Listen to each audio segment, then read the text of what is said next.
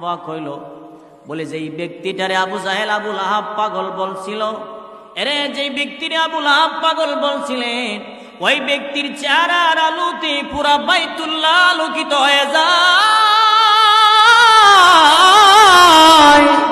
পুরা বাইতুল্লাহ লাইটিং হয়ে যায়।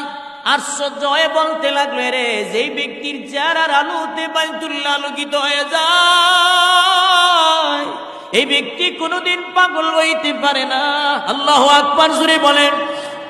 এমনি তারা চিন্তা করতে লাগলো, দেখি ব্যক্তি কি আবার তিলাওয়াত করে, একটু তিলাওয়াত করে, মনোযোগ দিয়া তিলাওয়াতটা শুনে দেখি কি তিলাওয়াত করে। আরে তিলাওয়াত তো কত মজা।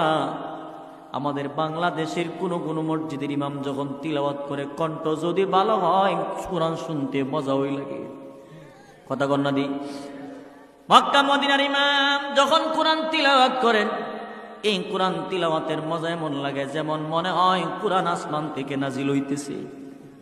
আল্লাহ তাআলা দাউদ নবীর একটা কণ্ঠ দিয়েছিল। আরে দাউদ নবী যখন জাবুর তিলাওয়াত করতেন, এই কণ্ঠের এত মজা ছিল, এত মজা ছিল, উড়ন্ত পাখি পর্যন্ত ডালে ডালে বৈশা যায়, নদীর মাছ কিনারায় আইসা লাইগা যান। দাউদ নবীর কণ্ঠের ভিতরে আল্লাহ তাআলা ৭০ রকমের আওয়াজ দিয়েছিল। সুবহানাল্লাহ জুড়ে বলেন। কিন্তু এইখানে একটা প্রশ্ন হলো, হুজুর দাউদ নবীর কণ্ঠে যদি ৭০ রকমের আওয়াজ দেওয়া হয়, আমার নবীর কণ্ঠে আল্লাহ কত রকমের আওয়াজ দিল? আল্লাহ তাআলা বুঝাই দিলেন, দাউদ নবীর কণ্ঠে যদিও ৭০ রকমের আওয়াজ হয়, আমার বন্ধুর কণ্ঠর মতো এমন সুন্দর কণ্ঠ আমি আল্লাহ কাউরে দেই নাই। আমার বন্ধুর কণ্ঠের মতো এমন সুন্দর কণ্ঠ আর কাউরে দেয় নাই। এরে আমার আপনার নবীর তো এমন কণ্ঠ ছিলেন, দাউদ নবীর তিলাওয়াত শুনে গাছের পাখিরা ডালে ডালে বৈশা যাইত, উড়ন্ত পাখিরা ডালে বসত। আমার নবীর তিলাওয়াত শুনে কাট্টা জাহান্নামী বেঈমান কালেমা পড়ে মুসলমান হয়ে জান্নাতি হয়ে যাইত। আমার নবী যখন তিলাওয়াত করতেছেন, মনোযোগ দিয়া তিলাওয়াত শুনতেছেন, যদিও তারা তিলাওয়াত না শুনেন, যদিও কোরআন মানে না, কিন্তু কোরআনের অর্থ বুঝতো। আমার নবী এক পর্যায়ে পড়তেছেন, আলাম নাজআল লাহু আইনাইন ওয়া লিসানান ওয়া শাফাতাইন। আল্লাহু আকবার বলেন।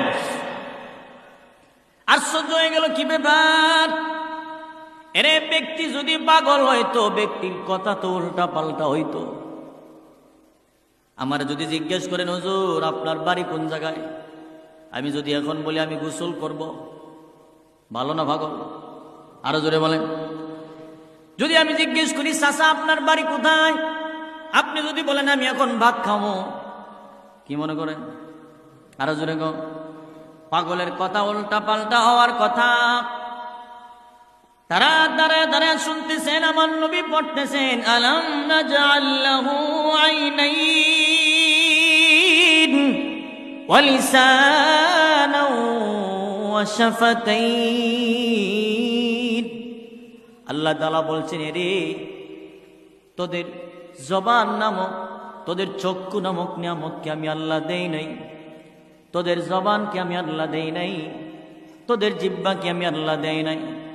আসলে বলেন তো, আমাদের জবান, আমাদের কথা বলার শক্তি আমাদেরকে বানাইছেন, সৃষ্টি করছেন কে? আর জোরে বলেন কে?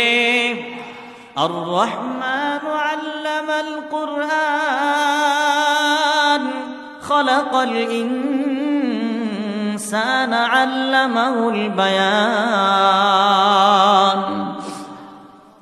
তারা আবার চিন্তা করেন, কি রে ব্যক্তি যদি পাগল হয়, ব্যক্তি যদি পাগল হয়তো উল্টা পাল্টা হয়তো, কিন্তু ওনার কথা তো সন্ধে সন্ধে মিল আছে। সুবহানাল্লাহ জোরে বলেন।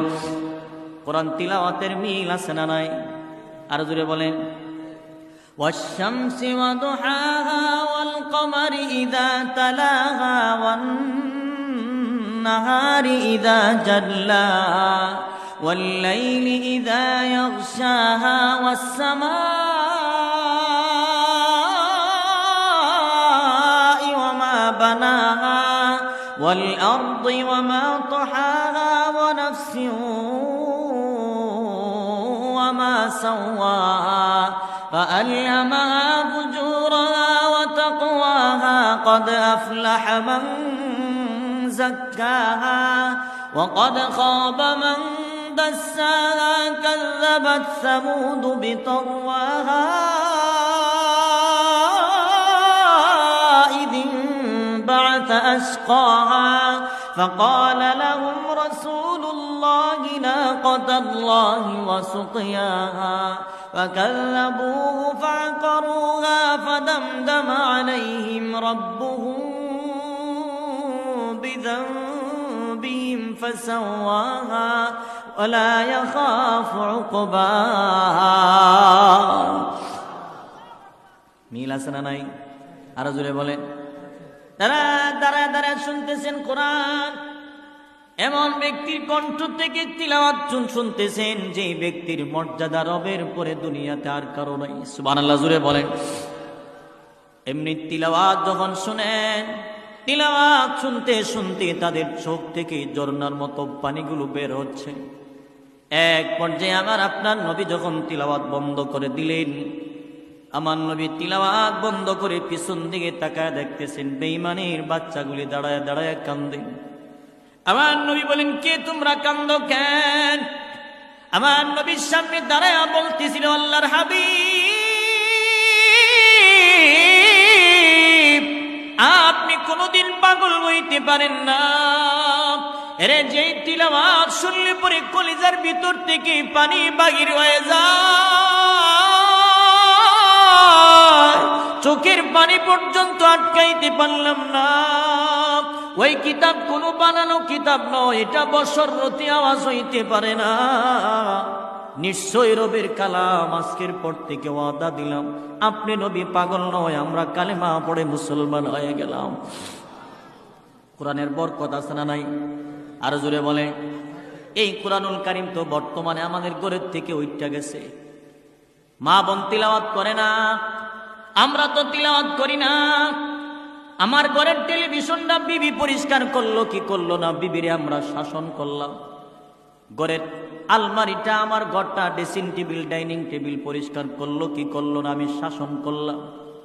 আমার ঘরের উপরে, আমার ঘরের তাকিয়ার উপরে আল্লাহর কালাম পড়ে আছেন, মাকড়সা পর্যন্ত বাসা বানলো, আমি একদিনও জিজ্ঞেস করলাম না। মনে রাখবেন, এই কোরআন একদিন আসরের ময়দানে আমার আপনার ব্যাপারে যদি পক্ষে আসেন কামিয়াব, বিপক্ষে গেলে জীবন নষ্ট হয়ে যাবে। কোরআন যদি জীবন থেকে, কোরআন যদি আপনার আমার বিপক্ষে দাঁড়ায় যান, এই কোরআন একদিন কথা বলবেন, কোরআন মুহাদ্দিস হবেন, কোরআন সব বর্ণনা দিবেন। আল্লাহ যারা মহব্বত করেন তার ব্যাপারে আল্লাহর কাছে সুপারিশ করবেন। সুবহানাল্লাহ। আমার আপনার নবী বলেন, উম্মত, এই কোরআনকে তুমি বন্ধু বানাও। এর যুবক ভাইরা, আপনারা ওয়াজ মাহফিল করান, কথাগুলো মনোযোগ দিয়ে শুনেন। লক্ষ লক্ষ টাকা খরচ করে মাহফিল করাইতেছেন, আপনাদের নিজেদের মধ্যে পরিবর্তন আনা দরকার। যারা কোরআন তিলাওয়াত জানেন, আগামীকাল থেকে কোরআন তিলাওয়াত নিয়ে বৈশা যান। কমপক্ষে 1-2 লাইন হইলেও তিলাওয়াত করেন, 1-2 পৃষ্ঠা হইলেও তিলাওয়াত করেন। আমার আপনার নবী বলেন, উম্মত, কোন মানুষ যদি প্রত্যেক দিন রাতের বেলায় কোরআনুল কারীমের একখানা সূরা আছে যার নাম হলো সূরাতুল মুলুক, এই সূরাতুল মুলুক যখন কেউ তিলাওয়াত করেন, এই লোকটা যদি প্রত্যেক দিন রাতের বেলায় তিলাওয়াত করে, রে দুনিয়ার সব মানুষ তারে বইলা গেলে ওই কোরআন সূরা তারে কোনোদিন ভুলবে না। সুবহানাল্লাহ জোরে বলেন। এবার বলেন তো, মরণের পরে আমার আপনার সাথে কেউ যাবেনি? আরো জোরে কন। না রে বাবা না। এখন যদি শুনেন যে আমি আর এই দুনিয়াতে নাই, এই খবর আমার আপনার আব্বা আম্মা শুনলে পরে, আপনার খবর আমার খবর যদি মা বাপ শুনে, আব্বা আম্মা চোখের পানিগুলো ছেড়ে ছেড়ে কাঁদবেন আর বলবেন, আল্লাহ, আর বুঝি এই দুনিয়াতে আমার ডাকার মতো কেউ নাই। আমার আপনার আব্বা আম্মা কান্নার পরেও বলেন তো, কেউ আমারে কবর পর্যন্ত, কবর কি আমার সাথে কেউ থাকবো নি? আরো জোরে বলেন। ভাইরা আমার, মরণের পরে আমার আপনার নিতর দেহটা পড়ে থাকবেন, বন্ধু বান্ধবের কানে যখন খবর যাবে, আমল নামা যদি ভালো হয়, আমার জন্য 2 ফোঁটা চোখের পানি ছেড়ে ছেড়ে কান্না করবেন, দোয়া করবেন। আর যদি আমল নামা খারাপ হয়, বলবেন মরছে তো ভালো হইছে। আত্মীয় স্বজন সবাই বাড়িতে হাজির। অন্যদিকে একজন ব্যক্তি লম্বা একটা রশি লইয়া আমার আপনার নিতর দেহটার লম্বা একটা মাপ নিবেন। আরে তিনি হবেন আমার আপনার জীবনের শেষবারের মতো টেইলার, উনি হবেন আমার আপনার জীবনের শেষবারের মতো দর্জি। উনি আইসা আমার লম্বা একটা মাপ নিবেন, আমার হাতের মাপ, আমার কাঁধের মাপ তিনি আর নিবে না। আমার আপনার জন্য একটা জামা বানাইতে যাবেন, পুরুষ হইলে 3 টুকরা বিশিষ্ট কাপড়, মহিলা হইলে 5 টুকরা বিশিষ্ট কাপড়। এরে এমন একটা জামা বানাবেন যে জামার ভিতরে কোনো পকেট নাই, টাকা রাখার মতো কোনো জায়গা নাই। অন্যদিকে আরেক দল মানুষগুলি আমার আপনার বাড়ির কবরস্থানে তারা দৌড়াবে, যে এমন একটা ঘর বানাবে যে ঘরটা আমার আপনার সবার জন্য মাত্র 3.5 হাত ঘর বানাবেন। অন্যদিকে আরেক দল মানুষ জারের বাঁশ কাটার জন্য যাবেন, না হয় বাজার থেকে কিনে আনবেন। বাড়ির একটা কর্নারে বড়ই পাতা দিয়া গরম পানি জাল দেওয়া হবে। বাড়ির আর এক জায়গায় একটা পর্দা দিয়া গোসলখানা টানানো হবে। এরে সেই গোসলখানাতে শুধু আমারই গোসল দেওয়া হবে, আর কাউরে দিবে না। এটা আমার জন্য নির্ধারণ করে বানানো হয়। ওই গোসলখানাতে যখন আমার আপনারে ঢুকানো হবে, বাড়ির আত্মীয় স্বজন সবাই কান্দেন, কিন্তু আমার জন্য কেউ কান্দে না। কেমনে আমার জন্য কান্দে না? সবাই কান্দে, আমি আর নাই, কিন্তু আমি কবরে কি জবাব দিব এই নিয়ে কেউ কান্দে না। এই কথা ঠিক না বেঠিক? জুড়ে বলেন। আমার মা কান্দে আর আম্মা ডাকবো না, আমার বাবা কান্দে আর আব্বা ডাকবো না, আমার বিবি কান্দে না, তারে দেখ